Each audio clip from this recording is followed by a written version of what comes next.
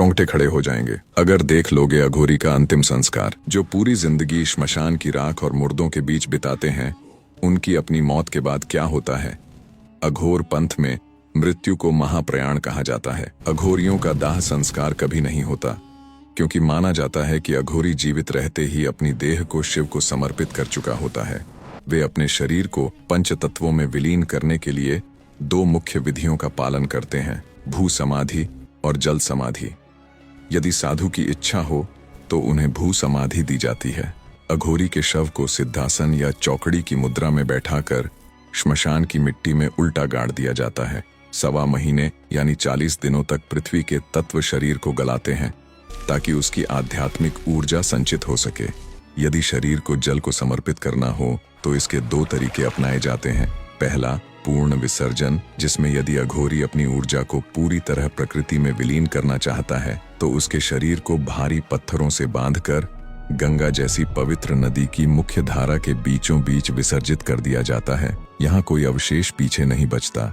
दूसरा, कपाल प्राप्ति के लिए, जिसमें यदि गुरु या शिष्य को अघोरी का कपाल खोपड़ी साधना के लिए चाहिए तो शरीर को जंजीरों के सहारे नदी के किनारे एक निश्चित गहराई पर डुबोया जाता है। 40 दिनों तक जल की धाराएं और जलीय जीव शरीर को शुद्ध करते हैं, जिसके बाद उस कंकाल को बाहर निकाल लिया जाता है। जल से शुद्ध हुई इस खोपड़ी को सबसे शक्तिशाली माना जाता है। 40 दिनों के बाद शुरू होता है सबसे खौफनाक मंजर। साथ ही अघोरी उस गले हुए शव की खोपड़ी को धड़ से अलग कर देते हैं। अब उस खोपड़ी को लोहे की भारी जंजीरों से बांध दिया जाता है। तांत्रिक मान्यताओं के अनुसार अघोरी की आत्मा का एक अंश उस कपाल में रह जाता है। जब उस खोपड़ी में शराब डालकर तंत्र क्रियाएं की जाती हैं तो वह हवा में उछलने लगती है। अगर जंजीर न हो तो वह वहां मौजूद किसी की भी जान ले सकती है। अघोरियों के पास कोई बैंक बैलेंस या जमीन नहीं होती। उनकी सबसे बड़ी जायदाद होती है खोपड़ी। मरने से पहले अघोरी तय करता है कि उसका कपाल कौन सा शिष्य रखेगा। यह एक पावर ट्रांसफर है, जिससे मृत अघोरी की सिद्धियां उत्तराधिकारी को मिल जाती हैं।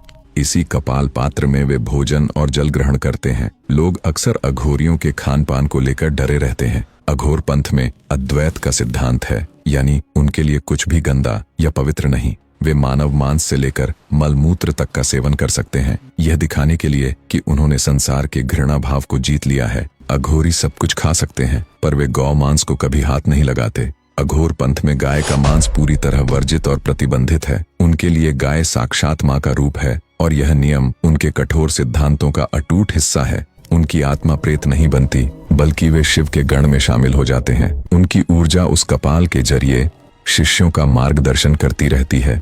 क्या आप अघोरियों की इन गुप्त शक्तियों पर यकीन करते हैं, या ये आपके लिए सिर्फ एक अंधविश्वास है? अपने विचार कमेंट में साझा करें और इस वीडियो को शेयर करें ताकि लोग सनातन के इस अनसुने रहस्य को जान सकें।